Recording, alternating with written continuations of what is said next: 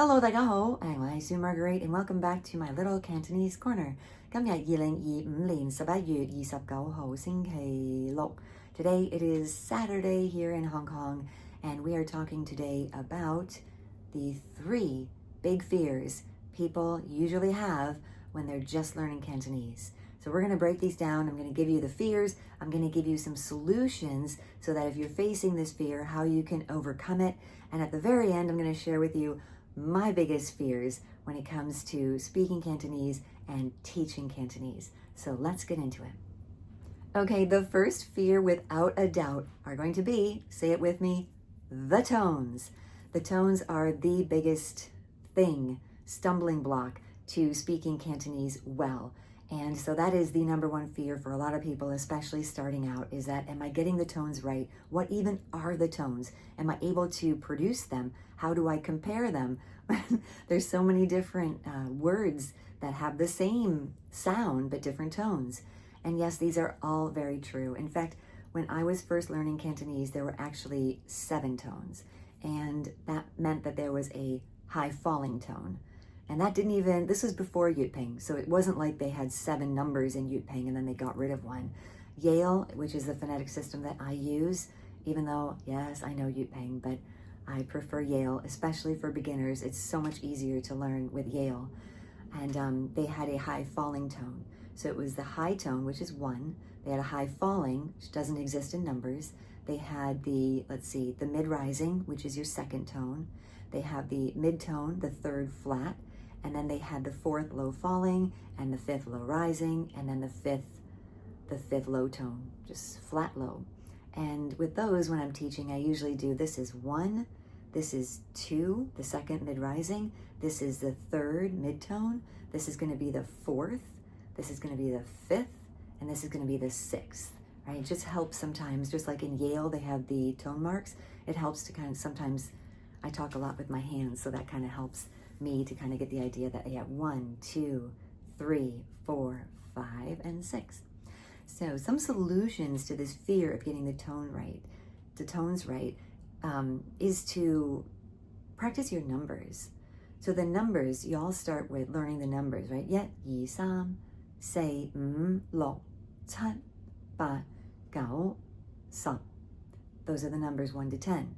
And then if you break them down into all the high tone numbers, the 1, 2, 3, well, I probably should say 1, 2, 3, right? 1, 3, 7, right? And the low tones, the 2, 3, 4.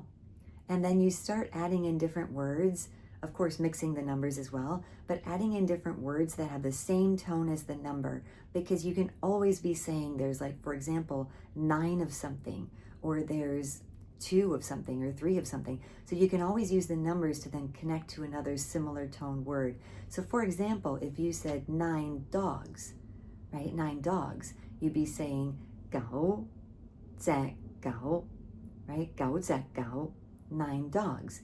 But if you wanted to say, like, 9 is enough, so 9 is enough. So that's another word, GAU, that uses it's the same word I'll use basically, but a different tone.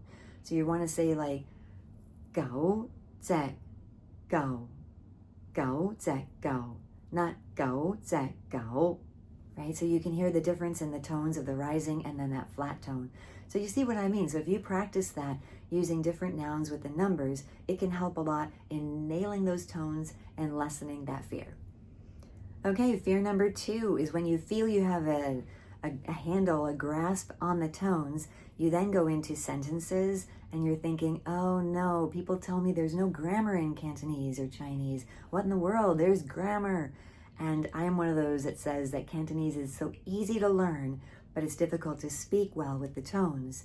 But that doesn't mean that there's no grammar whatsoever. So I have 2 examples for you where it can be confusing for you if you're learning Cantonese, like, wait a minute, why can't I say that?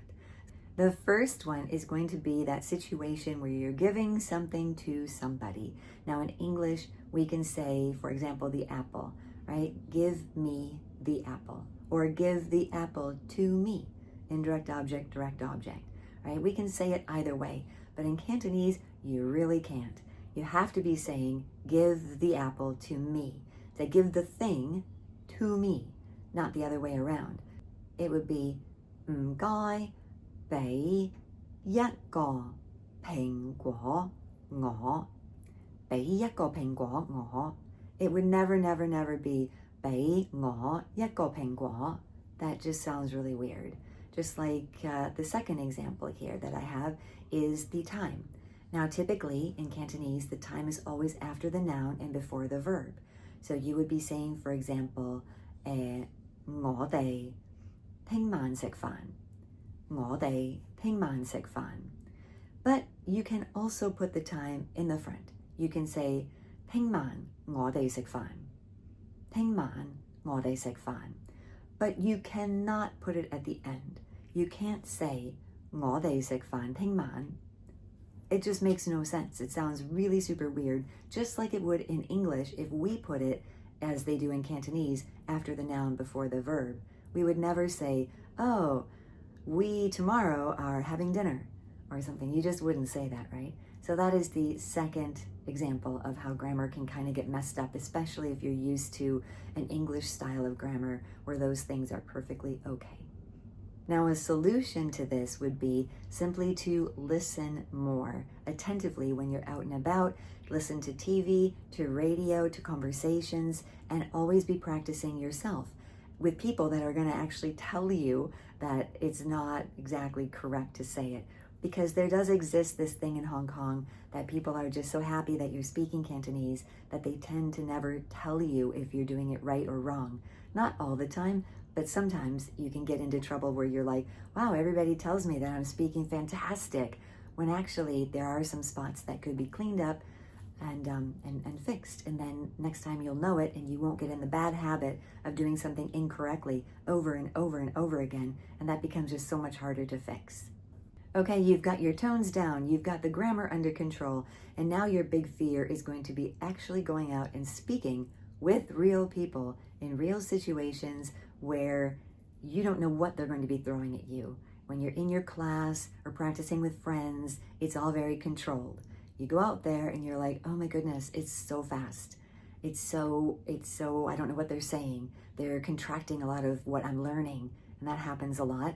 But before you even get to that point, the bigger fear is even just getting started. Because so many times in this, you may have experienced this, where you go into a shop or you go into a situation with friends or people you just meet, and you start speaking Cantonese and they'll speak in English. And then you're immediately deflated and you think, okay, well, let's just speak English then, because clearly they speak English better than I speak Cantonese. And you rob yourself of the opportunity to practice. So the solution to that is start off by using one or two Cantonese words that's going to signal to them that, hey, I know what I'm talking about. I speak Cantonese, and this conversation we're going to have, we're going to do it in Cantonese.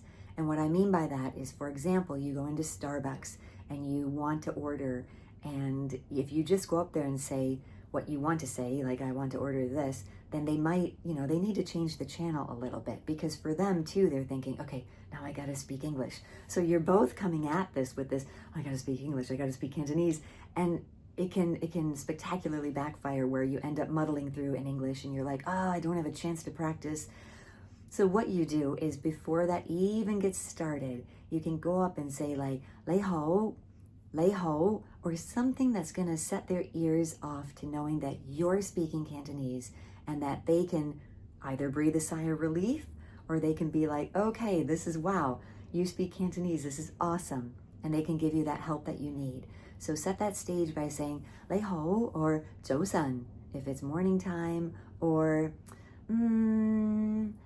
我想要, just say a few words to get that and give them time to get the channel changed, and then continue on with what you want to order or what you want to say.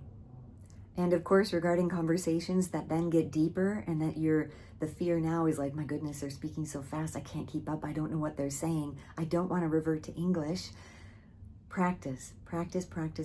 Just get more real world practice, watch more TV, listen to more radio, and just keep going out there and whittling away at that fear. And pretty soon you'll be amazed at how far you can go with just talking to people. Now for me, my biggest fear by far, I fall victim to this all the time, and that's perfectionism. I always feel like if I don't get it right, then I get real down on myself, and I feel that it's never going to go away, this fear of trying to be perfect, trying to get it right. And it's a false fear because it's gonna happen. I tell you guys all the time, like, I make mistakes all the time. That's how you learn. But it's kind of when you reach a point where you feel like, yeah, I got this. And then you learn new vocabulary, you learn new situations, and you're like, oh my gosh, I don't have this at all. And you almost feel like you're starting over again with all of those fears of like trying to speak new vocabulary, talk about new subjects, enter into new conversations. Like, for example, when you hit the point where you can use Cantonese at the post office, at the bank, at the doctor's, and each new time you're thinking, okay, what's the word for this?